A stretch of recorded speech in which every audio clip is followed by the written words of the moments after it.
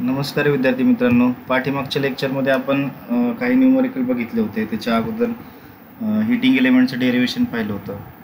त्याच्यानंतर न्यूमरिकल बघितले आणि आता जो पुढचा टॉपिक आहे आपला तो म्हणजे रेजिस्टन्स हीटिंग आणि जी काय आर्क हीटिंग आहे हे एकत्रच आपण रेकॉर्ड करण्याचा प्रयत्न करू.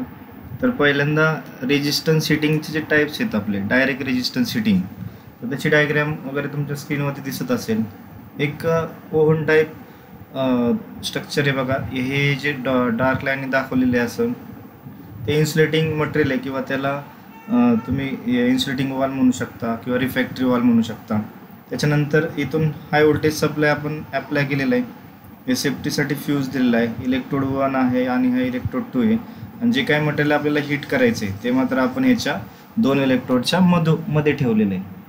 मग याच्यामध्ये होतं काय बघा, ज्यावेळेस आपण हाय व्होल्टेज सप्लाय 1 बाय 1 तर जाऊच आपण नोट्स पॉईंट बाय, पण याच्यामध्ये होतं काय बघा, ज्यावेळेस आपण इथं हाय व्होल्टेज सप्लाय ॲप्लाय करतो त्यावेळेस इथं 2 इलेक्ट्रोडच्या मध्ये जो काय चार्ज म्हणू आपण किंवा जे काय मटेरियल आपल्याला हीट करायचं आहे ते ठेवलेलं असतं. फक्त हे जे मटेरियल आहे ते मटेरियल कंडक्टिंग मटेरियल तिथं असलं पाहिजे, त्याच्यातून इलेक्ट्रिसिटी पास झाली पाहिजे.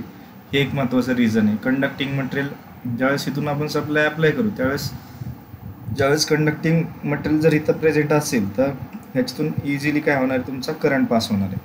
आणि जसं इझिली ह्याच्या इलेक्ट्रोड या चार्ज किंवा हे जे मटेरियल आहे त्या मटेरियलमधून ज्यावेळेस करंट पास होईल त्यावेळेस त्या चार्जमध्ये I² R हा लॉस होईल.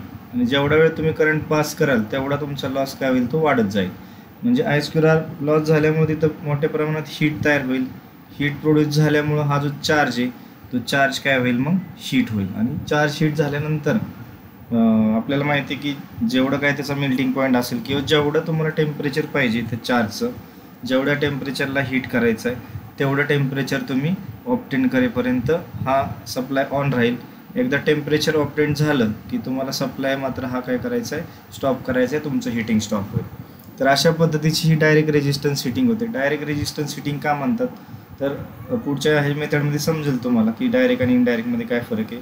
डायरेक्ट रेजिस्टन्स हीटिंगमध्ये करंट जो आहे तुमचा, जो काय करंट इथून पास होणार आहे तो करंट तुमचा चार्जमधून जी काय मटेरियल तुमचं हीट करायचं आहे त्या मटेरियलमधून डायरेक्टली पास होणार आहे. आणि त्यासाठी ते जे मटेरियल आहे ते कंडक्टिंग असलं पाहिजे, जे की ज्याच्यातून आपला करंट फ्लो होईल. त्याच्यानंतर आपण पॉईंट बाय जसं बघू की पॉईंट बाय पॉईंट जाऊया नोट्समध्ये दिल्याप्रमाणे.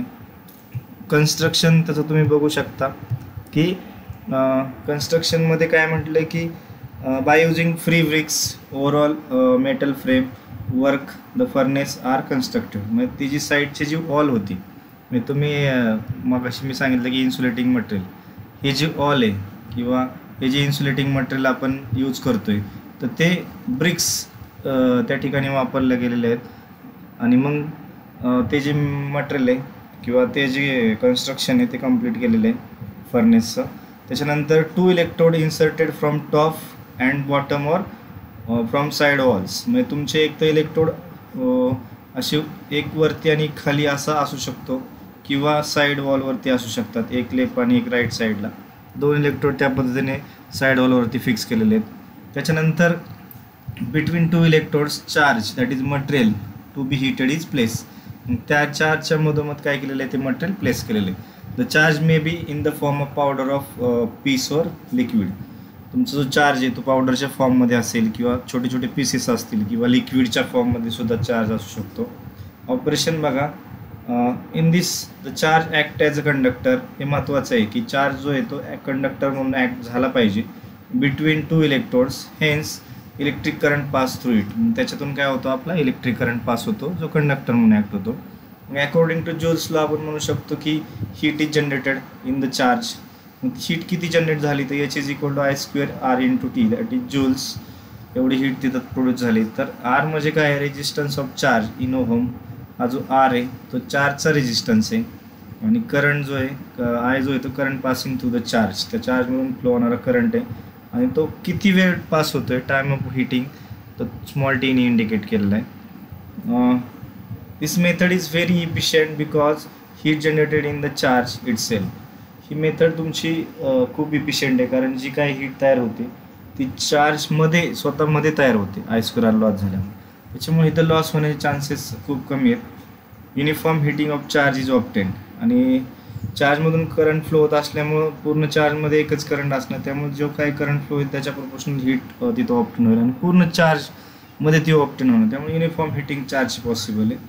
For direct resistance heating temperature of furnace is maintain between 1000 degree Celsius to 1500 degree Celsius.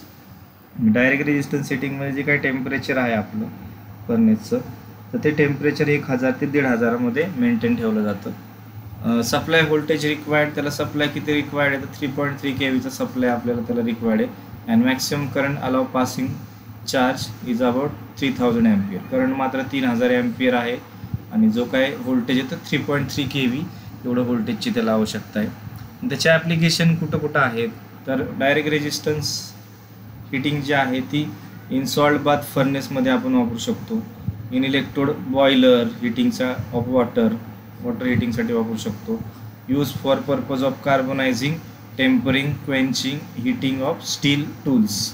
तुम्ही बघू शकता की steel, water, salt, these are the conductor of electricity.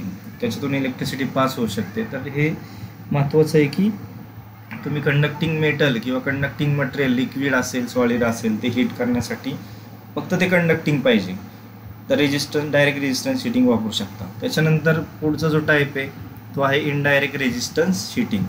याच्यामध्ये बघू शकता, डायग्राम बघू आपण, नंतर थिअरी बघूया. याच्यामध्ये बघू शकता की इनडायरेक्ट रेजिस्टन्स हिटिंग म्हणजे एक छोटा ओव्हन आपल्या डोळ्यासमोर आणा किंवा फर्नेस. फॉर एक्झाम्पल आता त्या मागाशी त्याच्याप्रमाणे इथं इन्सुलेटिंग मटेरियल आहे, त्या मागच्या याच्यामध्ये असं आहे ते, त्याचं एकच काम आहे की हीट लॉस झाली नाही पाहिजे, त्यासाठी ते इन्सुलेटिंग मटेरियल यूज केलं जातं. तर हा जो तुम्हाला स्क्वेअर शेप दिसतोय दिस इज चार्ज. ही जी आहे ती हिटिंग कॉईल आहे किंवा हिटिंग इलेमेंट आहे. त्याच्यानंतर हे जे आहेत ते हँडल आहेत डोअरचे ओपनिंग आणि क्लोजिंगसाठी. त्याच्यानंतर हे जे पूर्ण दिसते तुम्हाला ते डोअर आहे. तर एक छोटा ओव्हन आहे, जसं आपल्या ओव्हन कुकिंगसाठी यूज करतो किंवा बेकरीमध्ये यूज केला जातो. तर हा जो चार्ज दिसतोय तुम्हाला, फॉर एक्झाम्पल चार्ज म्हणजे काय, फॉर एक्झाम्पल एक केक असेल, समोसा असेल, तर तुम्हाला हीट करायचं आहे. छोट्या ॲप्लिकेशनसाठी सांगतो. तर दिस इज नॉट ए कंडक्टर, तो कंडक्टर नाही आहे, तर तुम्हाला हीट करायचं आहे, तर तुम्ही इनडायरेक्ट हिटिंग वापरू शकता. मग ह्याच्यामध्ये होतं काय की जो काही सप्लाय आहे, जो काही करंट आहे, तो हिटिंग कॉईलमधून फ्लो होतो. ही हिटिंग कॉईल काय करते, स्वतः हीट होते. स्वतः हीट झाल्यामुळं आता हाईट दरवाजा तर बंद आहे आणि आतमधली हीट बाहेर जाऊ शकत नाही.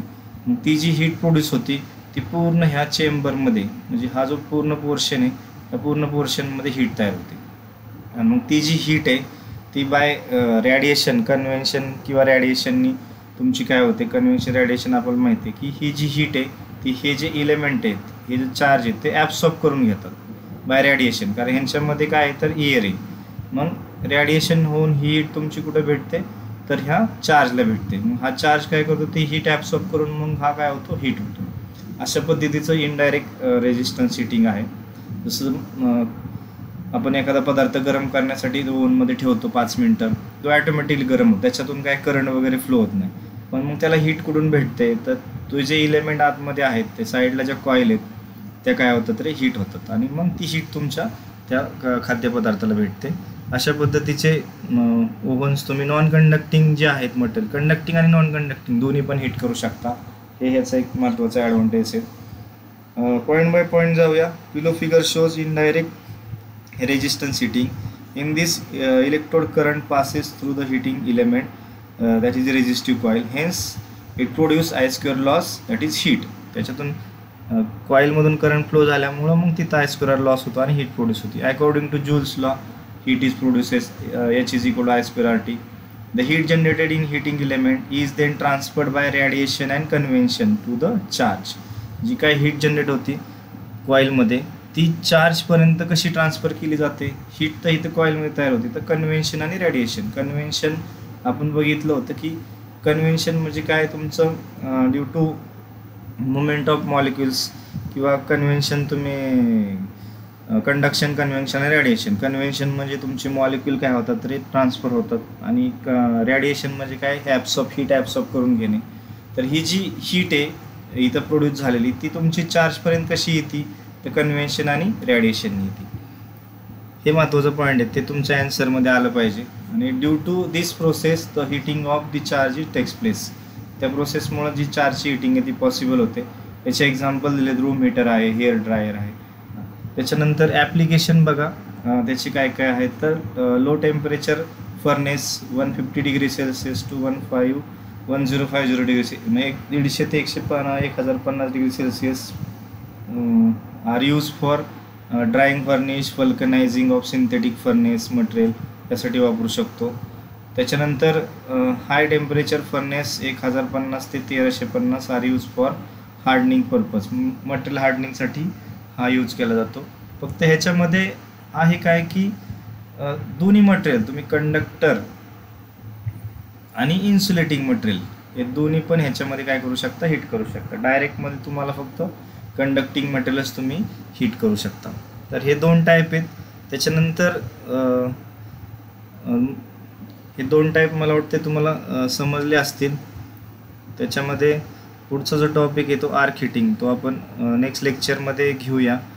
तर हे इनडायरेक्ट आणि डायरेक्ट रेजिस्टन्स हिटिंग ह्याच्या डायग्राम आणि त्याचे वर्किंग कन्स्ट्रक्शन मला वाटते तुम्हाला समजलं असेल. सोपे डायग्राम आहेत. मॅक्सिमम टाईम्स ह्याच्यावरती क्वेश्चन विचारलेले आहेत. आजचं लेक्चर आपण इथंच थांबूया. धन्यवाद.